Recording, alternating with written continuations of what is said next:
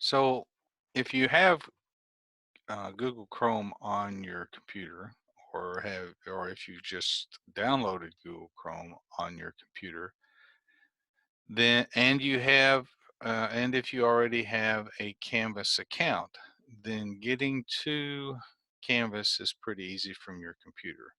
So open up your Google Chrome and then type in Canvas uh, dot instructure. Canvas structure, excuse me. And then you should see this familiar login page. So you'll end up at canvas.instructure.com/login/canvas. And like I said, this is if you already have an account.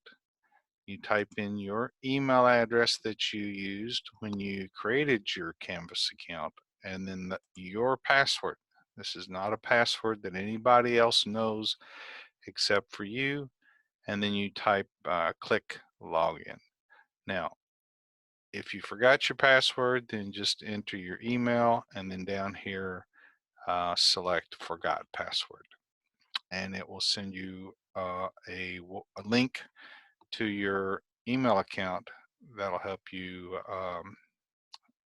create a new password. All right, so that gets you into Canvas if you have a computer with Google Chrome on it, and you already have a Canvas account.